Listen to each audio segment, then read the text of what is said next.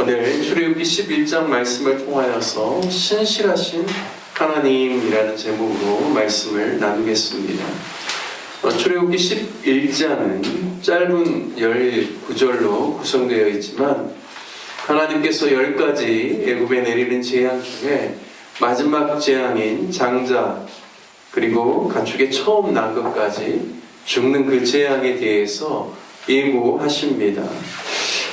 특별히 장자, 첫 것의 그런 의미는 힘의 근원이라는 그런 의미가 있습니다. 그래서 장자의 죽음은 그 가족과 가문의 몰락을 의미하고 또 애굽 온 나라의 장자들을 하나님께서 다 치시겠다라는 것은 애굽을 어떻게 보면 애굽이 몰락하는데 또 하나님께서 징계를 하시겠다라는 그러한 뜻입니다.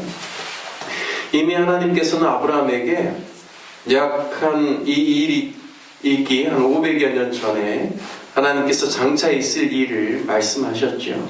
창세기 15장에 보면 13절과 14절에 아브라함에게 다음과 같이 말씀합니다. 여호와께서 아브라함에게 이르시되 너는 반드시 알라. 네 자손이 이방에서 객이 되어 그들을 섬기겠고 그들은 400년 동안 네 자손을 괴롭히리니 그들이 섬기는 나라를 내가 징벌할지며 그 후에 네 자손이 큰 재물을 이끌고 나오리라 말씀하셨습니다. 제가 오늘 말씀의 제목을 신실하신 하나님이라고 이렇게 말씀의 제목을 붙여봤는데요.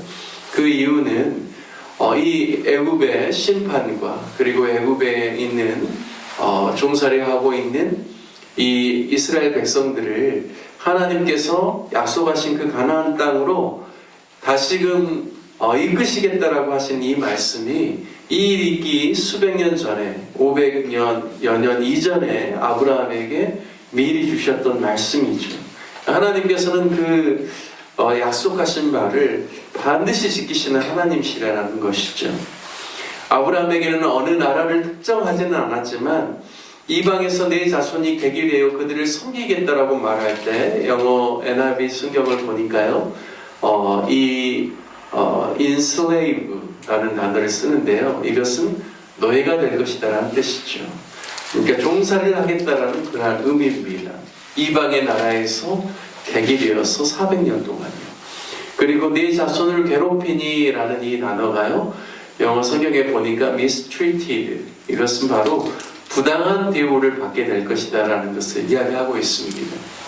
그래서 너희가 그 이방의 그 객이 되어서 그 나라에서 종살이를 하게 될 것이고 그리고 그들로부터 부당한 대우를 받게 될 것이지만 14절 그 창세기 15장 14절에 보면 하나님께서 그 나라를 징벌하시겠다라고 말씀하시고 그 후에는 내 자손이 큰 재물을 이끌고 나오겠다라고 말씀합니다. 즉 하나님의 자손을 괴롭히고 부당한 대우를 하는 그 나라에 대해서 누가 심판하시는가? 하나님께서 친히 징벌하시고 징계하시겠다라는 겁니다. 그러니까 우리가 인생을 살아가면서 하나님의 심판이 이 땅에서도 그리고 전국적으로는 하나님 예수님께서 다시 오시는 그날에 안 그러면 또 하나님의 그 나라가 완전히 이 땅에 도래야 하는 그때 온전하게 그 최후의 심판이 있겠지만 그렇지 않음에도 불구하고 이 땅을 살아가면서도 하나님께서는 악에 대해서 반드시 심판하신다라는 것이죠. 징계하신다라는 겁니다. 그래서 인간이 무엇인가 인간의 힘으로 그걸 하지 않으려고 할지라도 하나님께서 공의로우시기 때문에 반드시 그것에 대해서는 징계하신다라는 것이죠. 그리고 또 한 가지는 무엇인가? 바로 그들을 부당하게 대우하는 자들에 대해서 하나님께서 반드시 그것에 대한 보상을 받고 나올 수 있도록 하나님께서 역사하시겠다라는 것입니다. 그래서 내가 그 땅을 징벌할지니 너희가 그 땅에서 큰 재물을 이끌고 나오겠다라는 것은 무엇인가? 그 땅이 부당하게 너희를 대우하였을지라도 너희가 다시금 약속의 땅으로 올 때는 공수로 빈손으로 오게 하지 않고 그에 합당한 모든 결과와 보상을 받고 올라올 수 있도록 하나님께서 일하시겠다라는 것입니다. 그래서 신실하신 하나님이라고 하는 것이죠. 우리가 노력하고 일하고 수고한 모든 것에 대해서 하나님께서 계수하시고 갚아주시고 합당한 열매를 맺을 수 있도록 보상하시는 하나님이라는 뜻입니다. 따라서 오늘 본문 우리가 11장을 읽었는데요. 2절에 보면 백성에게 말하여 사람들에게 각기 이웃들에게 은금 폐물을 구하게 하라. 이것이 하나님께서 모세에게 너희가 이스라엘 백성이 나올 때 애굽의 사람들에게 내가 너희를 높여주고 또 그들의 눈에 너희가 존귀한 그리고 아주 위대한 하나님의 사람으로 보이게 할 터인데 너희가 그들에게 마땅히 구하라라는 이야기죠. 어떻게 보면 이스라엘 백성들이 부당하게 노력한 그들의 수고의 대가에 대해서 요구하라라는 말씀입니다.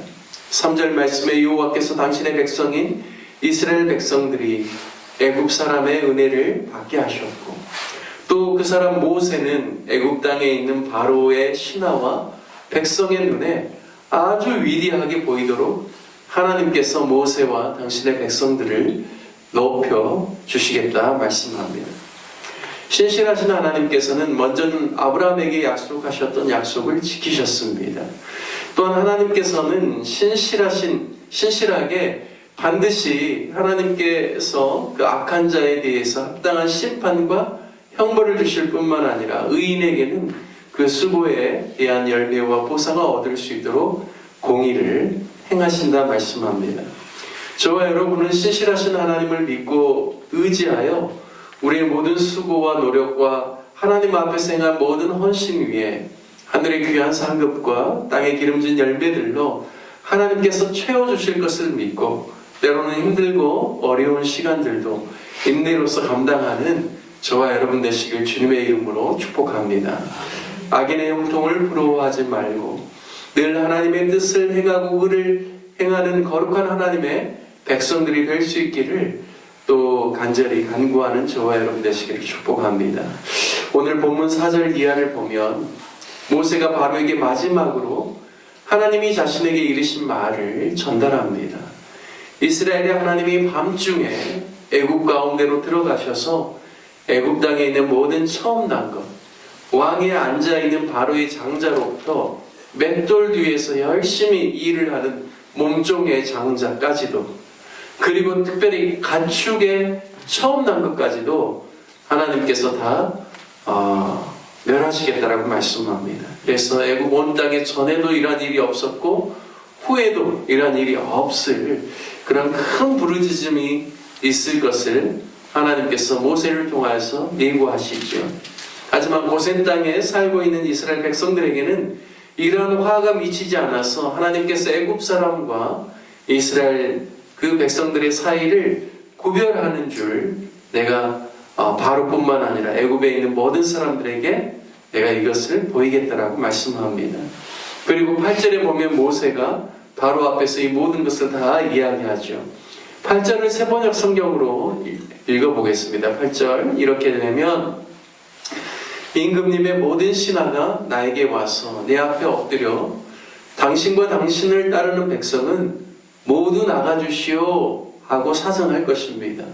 이런 일이 있은 다음에야 내가 여기서 떠나겠습니다. 모세는 매우 화를 내면서 바로 앞에서 나왔다라고 이야기합니다.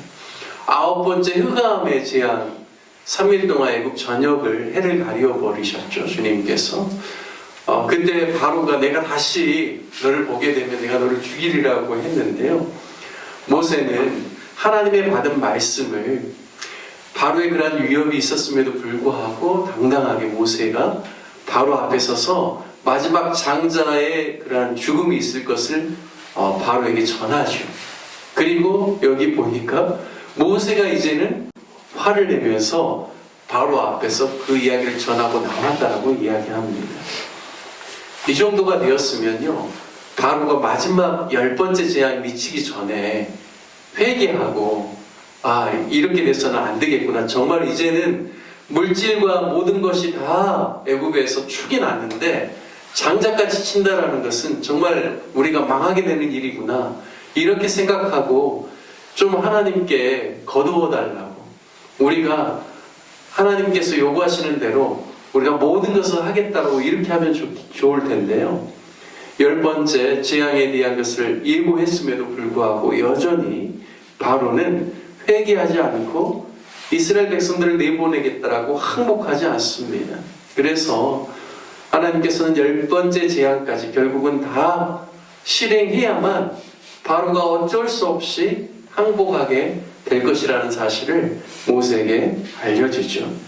그래서 오늘 출애굽기 11장 말씀을 통해서 우리가 전체적으로 보면서 신실하신 하나님, 하나님께서 약속하신 바를 반드시 행하시는 하나님, 그리고 악인에 대해서도 그들이 이 세상 가운데 형통한 듯 보이지만 하나님께서는 반드시 공의로 정의로 심판하신다라는 것이죠. 뿐만 아니라 의인에 대해서는 하나님께서 반드시 그 수고와 그가 행했던 모든 일에 대해서 합당한 보상을 주시는 그런 하나님이라는 사실을 우리가 기억하면서 우리가 가정에서도 직장에서도 삶의 모든 영역 안에서도 하나님 보시기에 성실하게 그리고 하나님의 신실하심과 같이 우리도 충성되게 우리의 삶을 감당하는 저와 여러분 되어서 하나님께서 주시는 귀한 열매들을 맺는 또 우리의 모두가 되시기를 주님의 이름으로 축복합니다. 함께 같이 말씀 적용하며 기도하기를 원합니다. 하나님께서 약속하신 바를 반드시 실행하시는 분이심을 깨닫고 성경을 통해 우리에게 주신 하나님의 약속을 붙잡는 그런 삶을 살게 해달라고 기도합시다. 또한 우리의 모든 수고에 하나님께서 반드시 값진 것으로 보상해 주실 터인데 그 신실하신 주님을 바라보며 믿음의 선한 싸움을 싸우는 귀한 주님의 백성들 되게 해달라고 기도합시다. 특별히 우리 교회를 위해서 기도할 때는 우리 로뎀나무교회 온 성도들이 주일에 대한 마음을 가지고 잘 준비하고 또 내일 예배를 사모할 수 있도록 그래서 주일학교에서부터 중고등부, 청년, 우리 모든 장년에 이르기까지 예배를 사모하는 마음이 가득하여서 신령과 진정으로 예배 드릴 수 있도록 하나님께서 역사하여 주시도록 기도해 주시고 또 몸이 불편한 우리 환우들을 위해서도 기도해 주시고 굴에 있는 자녀들 타 지역에서 생활하고 있는 우리 자녀들을 위해서 또 협력하는 선교사님들을 위해서 나라와 민족과 도시를 위해서도 기도해 주시기를 부탁드리겠습니다. 우리 다 같이 주님의 이름 한번 부르신 후에 간절한 마음으로 함께 기도하겠습니다. 주여